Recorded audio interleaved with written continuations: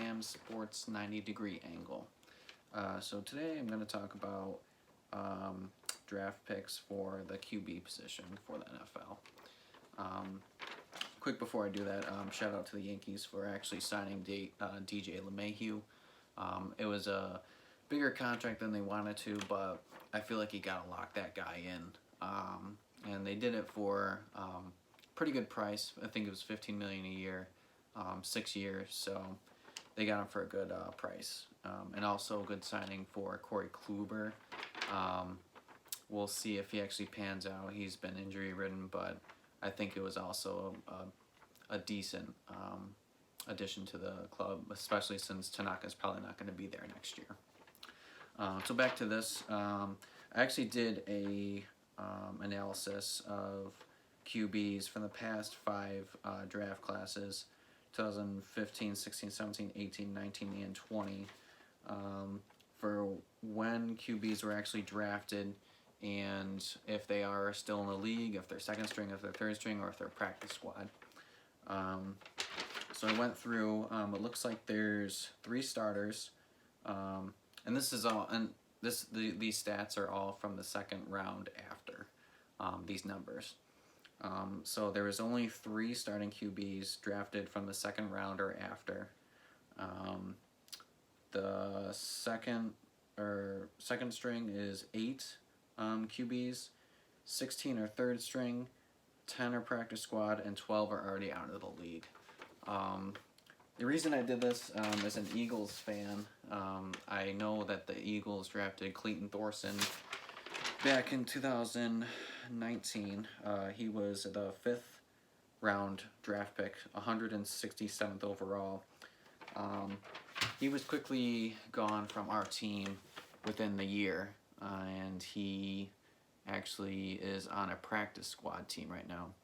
And the reason I bring this up, this whole topic, is because I think that teams that draft a QB who have a QB later in rounds, I feel like that's a wasted pick. I feel like you can draft more positions that are needing to the team instead of a backup, because backups are everywhere in the NFL. There's so many free agent QBs. There's so many QBs that are undrafted as well that you could just put on your team to fill that spot. I know it's important to have a QB position, and I know it's important to have someone who's capable of actually taking over if they needed to, especially for the Eagles, since it sounds like Carson Wentz is going to come back, and Carson Wentz is injury prone. But I think that there are capable QBs that can be found out there without drafting that position, and it just makes me frustrated that the Eagles actually wasted that pick in the 5th round when they could have actually potentially found someone else to fill that position in the 5th round. And this kind of goes back to my frustration to Howie Roseman, where he is not drafting the best players when the time is up for the Eagles. He passed on Justin Jefferson last year, drafted Jalen Hurts in the 2nd round last year, which is actually turning out to be not too bad of a pick because obviously he started this year for us.